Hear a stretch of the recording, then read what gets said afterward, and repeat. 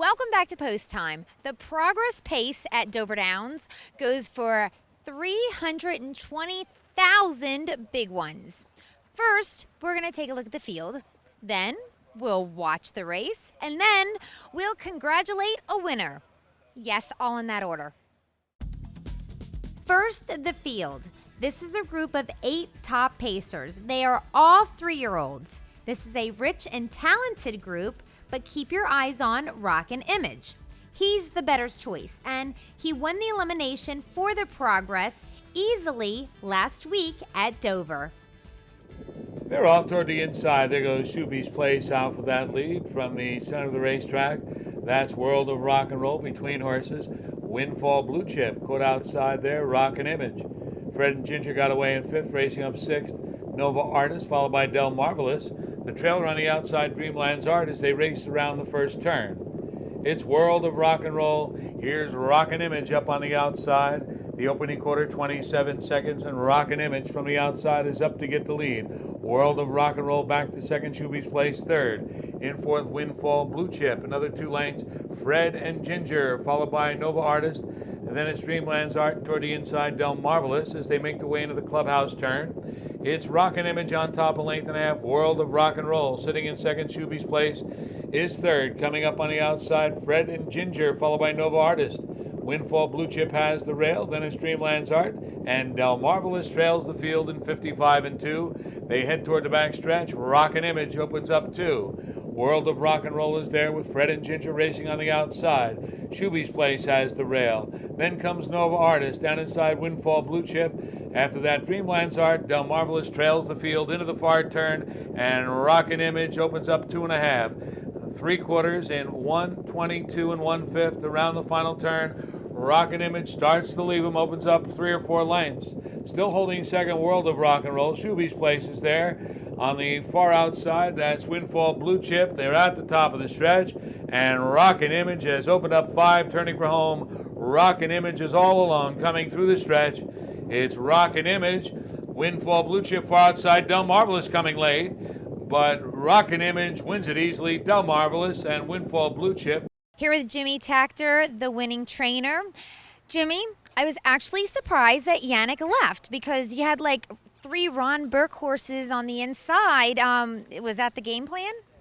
Well, I didn't interfere with his plans. I mean, that's up to him. But horse raced extremely good in last week, and I mean, it's of course it costs a little bit to get there. But after elimination, I think Yannick felt very comfortable with his situation, no matter what post he have, and even he have to open up. I mean, the horse race really good. Yeah, he said last week during the elimination he was just so awesome on the front. So he kind of described him as, a fast sports car. But he did say that the horse likes to cheat. So I found it kind of amazing that you're able to figure that out. How do you know if a horse is not going as fast as you think they could go? Well, I don't want to say cheat. I blame myself a little bit more for that, because to be quite honest, I think I've been a little bit too nice to him between the races. I mean, normally I don't really do all that much hard training with them.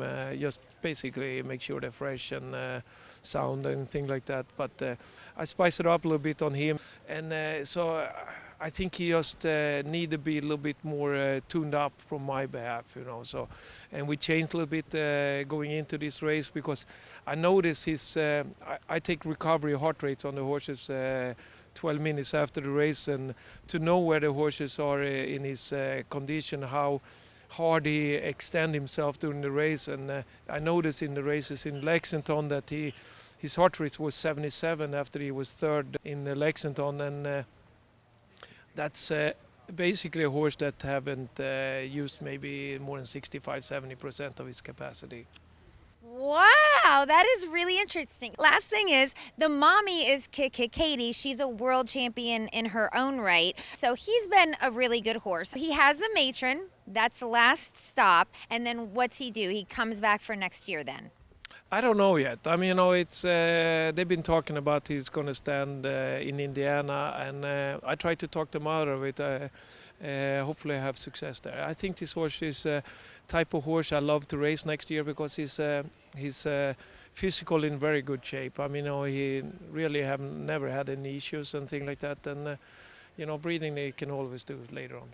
Okay, thank you, Jimmy, and congratulations. Thank you.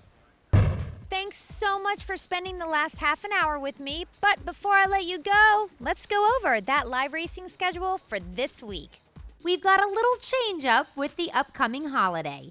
This week at Dover, the live action is Monday through Wednesday with a post time of 4:30 p.m. Then on Saturday and Sunday, the post time's at 5:30 p.m. So remember, there's no live racing on Thursday or Friday, so have a happy and safe Thanksgiving. Have a wonderful week. Happy Turkey Day. Gobble, gobble, and God bless.